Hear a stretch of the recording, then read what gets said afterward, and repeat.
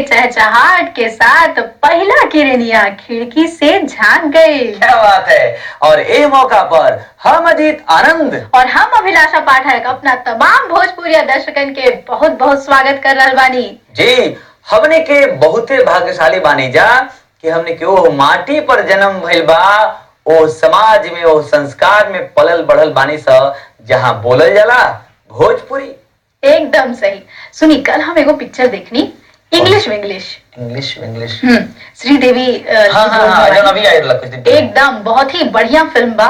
हल्का फुल्का स्टोरी लेकिन बहुत गहराई के साथ। जो लोग अंग्रेजी ना बोल पावेले हमरा के एकदम अपन दादी के याद आ गई। काहे कि वो भोजपुरी में बोली है, हमनी के कभी कभी अंग्रेजी शब्द जब आ जाए तो टुकुर टुकुर मुंह ताकी है कि का बोल रहे बा सब। तो वो जो एगो कनेक्टिविटी होला अपन भाषा के साथ, वो धीरे धीरे छूट रहा बा ये अंग्रेजी के वजह से। देखिए, हमने क्या अंग्रेजी के भी दोष ना दे जाए, लेकिन एक बात जरूर आप तमाम गार्जियन लोगों से और भाई मित्र सबन से कहम सा कि हमने के दुनिया के सब भाषा जान ले जा, एक पर कोनो रोक नहीं थे एकदम, और ओकरा के जाने खातिर कोनो मनाही नहीं थे, लेकिन अपन माटी और अपन भाषा ओकरा के जानल, ओकरा के बोलल बहुत जरूरी बाटे। एकदम मुहे हमनी के संस्कार है और अपन माटी से जुड़ के जे रहेला ओकर आधार मजबूत रहेला। सही कहनी? बिल्कुल सही कहनी। जैसे मान लें कि आए दिन अगर हम प्रधानमंत्री बन जाए, हम राष्ट्रपति बन जाए और हम हमार माई गांव में रहत होके और हमार माई के एकदम बिल्कुल गांव के तरीका के जे जीवन यापन लोग करेला, वो तरीका के वो जीवन शैली से जीवन जियत होके, तो का हम प्रधानमंत्री बनना के बाद अपना माई के भुला जाए, अपना माई के माई ना कहा? अरे भाई, हमनी के प्रथम राष्ट्रपति राजेंद्र बाबू भोजपुरिया रहले, भोजपुरी बोलत रहे। वीर कुंवर सिंह और न जाने कितना कई लोग बा हमने के भोजपुरी के। तो चली हमने के ई भोजपुरी के धरोहर के बना के रखे के बा और अभी आगे बढ़े के बाटे। और आप सबन के बता दी कि आज हमने के बीच में एक बहुत सुंदर गायिका जिनकर आवाज के बारे में जितना कहल जाए वो बहुत कम हो जाए। एकदम सही। उनका नाम अभी बता दी का? हाँ बता दे, बिल्कुल बताई था। उनका नाम बा रंजना झा, पटना के रहे वाले बाड़ी और आ चुकल बानी। बस हमनी के अब कभी भी उनका के बुला ले जी। लेकिन वहाँ के एक कुर्सी पर विराजमान होके से पहले आई देख ले जाओ एक झलक। मेरो चित्त चोर लियो, चित्त चोर लियो। राहु, केतु और बुध तीनों अगर व्यक्ति के जीवन में निकृष्ट हो जाता है और भौम की दृष्टि अगर होती है मंगल की, तो जातक के जीवन में मतभेद शुरू हो जाता है।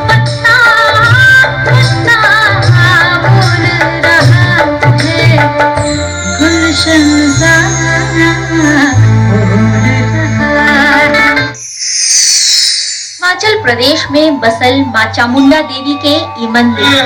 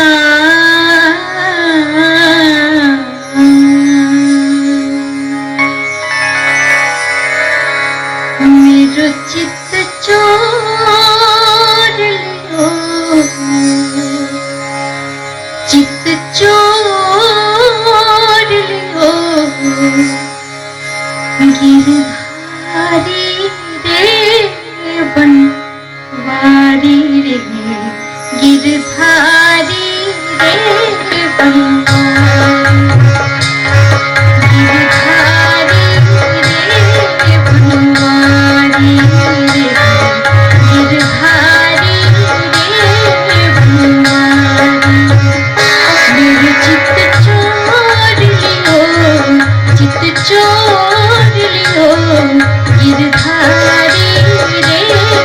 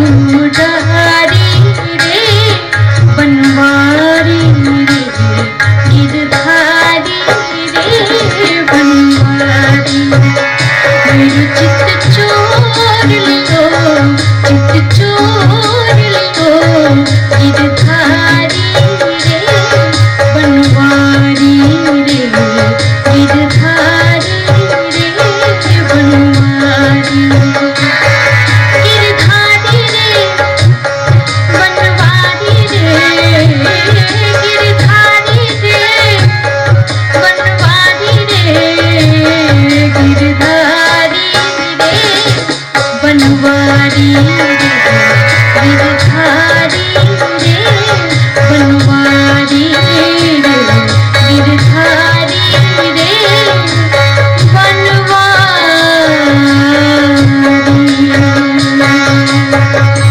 वाह वाह वाह, अति सुंदर, वाह। बहुत सुंदर। ई कोकिला नियन स्वर बा रंजना झा के जौन आयल बाड़ी पटना से। जी बहुत सुंदर है उन्हीं रवा और एकदम कृष्ण स्तुति के साथ हमनी के भोर की शुरुआत भइल बा। आवे खातिर बहुत बहुत धन्यवाद। नमस्कार। नमस्कार। क्या बात है, जितने खूबसूरत हैं आप उतनी अच्छी आवाज है। और पहला बार लोग कोनो गोर कोयल के देख ले और एक और बात बा कि रोग पूरा देख के ये जो मधुबनी आर्ट के साड़ी बा लाल ठोक बा एकरा के देख के केहू भी कह दी कि मिथिला नारी हो जरूर। हाँ, मिथिलांचल के सहरसा से बानी रहो। सहरसा घर जी। तो अब तक थोड़ा सा हमने के जान पहचान दर्शक लोगन के सामने और बढ़ावल जाओ। आप सहरसा के बानी, पटना में रहे। मिथिला बाजू ना जरूर। अरे वालो बाजी लो, हम बोले तो आप सहरसा से पटना में रहनी ओकर कोनो खास रीजन होके तो बतावल जाओ। ना अपन पढ़े लेल अपन आगू संगीत के अच्छा में बढ़ोतरी लेल उपलब्धि लेल। अच्छा अच्छा। तो परिवार में सेटल जी पहले। हाँ, परिवार में के बाटे आपके? माँ बाबूजी जी, 3 बहन छी हम 2 भाई। रंजना जी, आपसे बहुत कुछ बतियावे के बा, लेकिन यहाँ पे एक सुंदर सा और गीत हो जाए, पूछा तनी पार्टनर से। एकदम गीत हो जाए और कुछ मिथिला के ही कहूँ।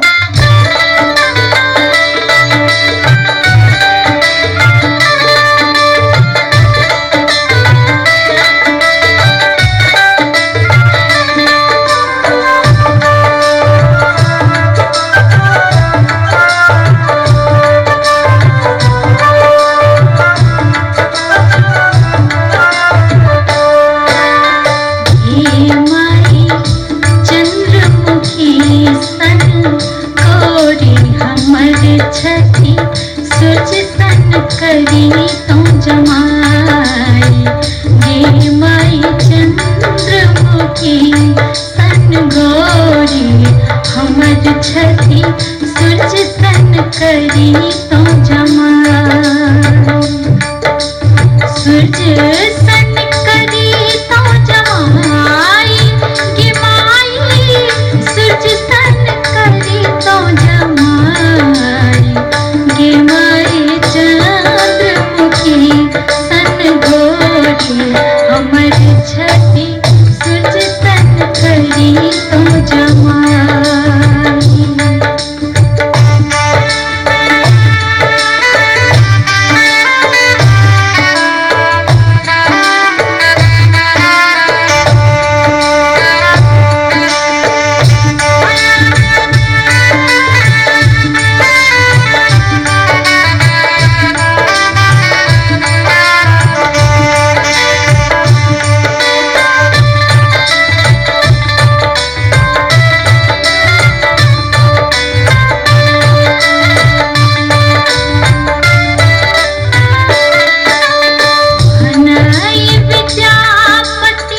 सुनो हे मनाइन इहो थिका त्रिभुवन नाथ गे माई भनाई विद्यापति सुनो हे मनाइन इहो थिका त्रिभुवन नाथ गे माई करम लिखल छलई हो तपस्वी वर लिखल मिटल नहीं जाए गे माई करम लिखल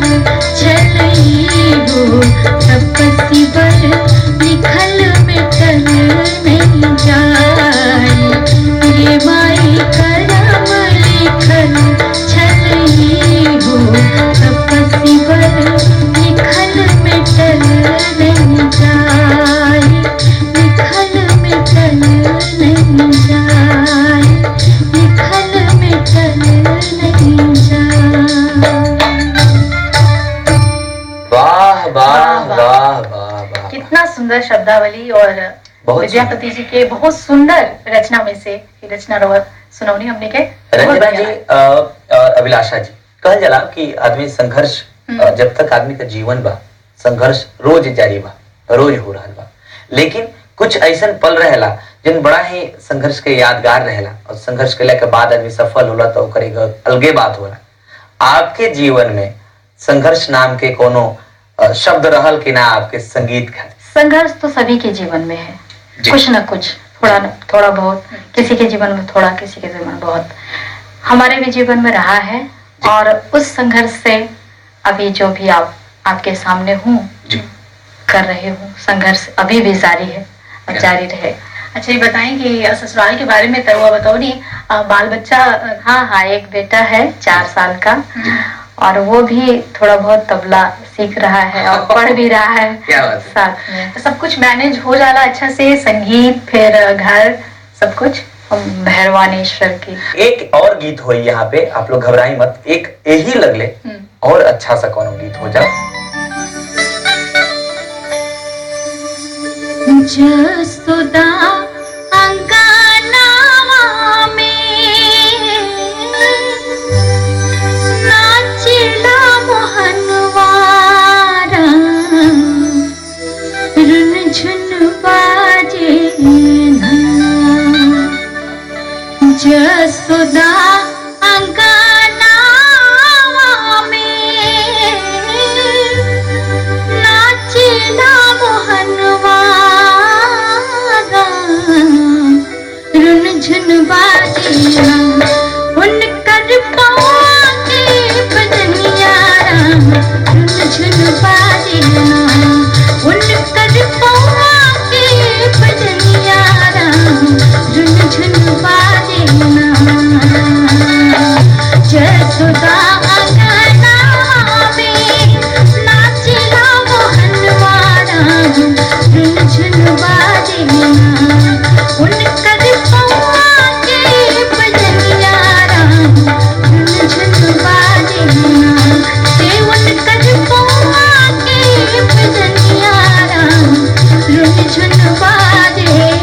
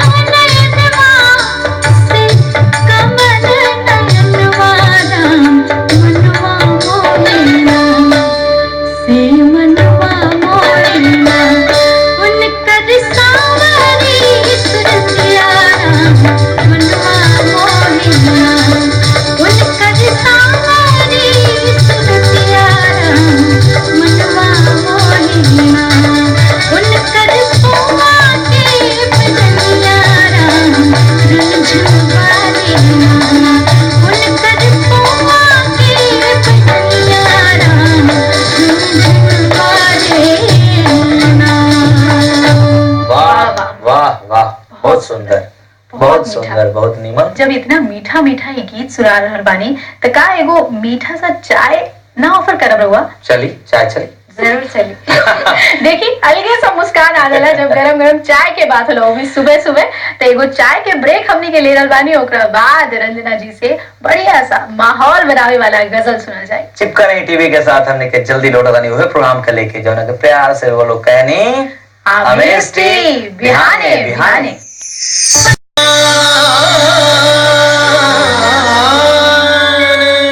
ब्रेक के बाद स्वागत बाटे अमेस्टी बिहाने बिहाने में आप लोगों के। आज हमने के यहाँ बिहार से पटना में रहनी, हालांकि हई सहरसा के, और रहे के मुख्य जो जगह बाटे वो आपके दिल में बाटे, अपने गायकी के माध्यम से रंजना झा जी आयल बनी। चलिए स्वागत करिए, स्वागत बात के। रंजना जी, और काका चीज के शौक बार के? मुझे खाना बनाने का शौक है। अरे वाह। और गीतों को, सुंदर सुंदर गीतों को धुन बनाने का। मतलब कॉम्पोजिशन जी, composition। खास जी हाँ, शौक है यहाँ जी के। जी जी। तो कुछ अपने कॉम्पोजिशन सुनाए, गजल की फरमाइश तो पहले ही जैसे कहने हैं ब्रेक पर जाए से पहले जी, गजल जी। हुई है, तो कोई अपनी कॉम्पोजिशन जी, अपन कंपोजिशन में एक गजल सुनावे छे अपना।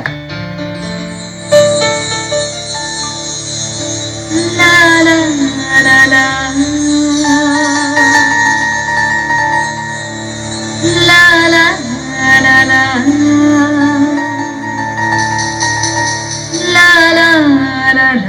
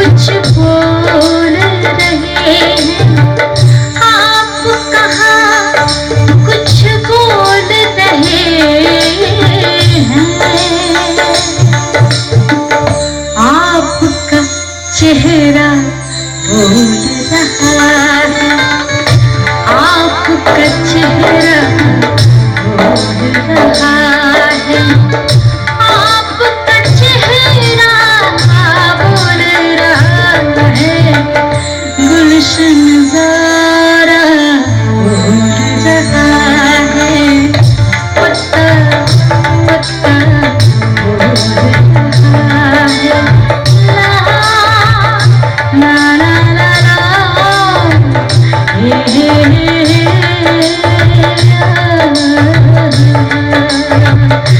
ला ला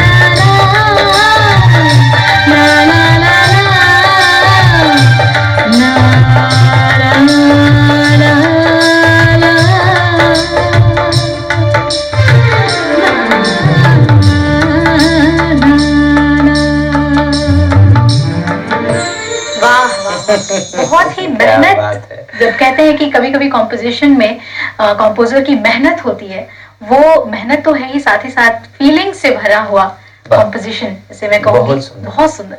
और रिकॉर्डिंग वाला स्टाइल के आपके आवाज भी बाटे, गायकी के तरीका जे बाटे, अगर रिकॉर्ड हुई ई गाना चाहे रिकॉर्ड भइल हुई तो बड़ा ही सुंदर माइक्रोफोन पे कर रिजल्ट आई हुई एकदम बिल्कुल फिनिश्ड वॉइस जिसे बोलते हैं, फिनिशिंग है। कोशिश है आगे अगले साल इसको रिलीज करने के लिए लाइन। और ये उम्मीद के साथ है हमने के दुआ करता नहीं सके आप जो भी चाहे वो पूरा हो। हमने के दर्शक लोगन के आपके खातिर आशीर्वाद बा। अब हमारे यहाँ आते रहें। आज आने के लिए शुक्रिया, धन्यवाद और नमस्कार। तो यहाँ करनी है रंजना झा जी। यहाँ के गीत, यहाँ के बोले के तरीका, यहाँ के व्यक्तित्व देख के, सुन के, जान के, मिल के बड़ी अच्छा लगा। सब कुछ मीठा मीठा, स्वीट स्वीट जी दर्शक लोग, अब स्वीट सा यात्रा बाटे, वो यात्रा पर चले के बा तो चली, विलंब बिल्कुल नहीं खे, चले जाओ यात्रा पर।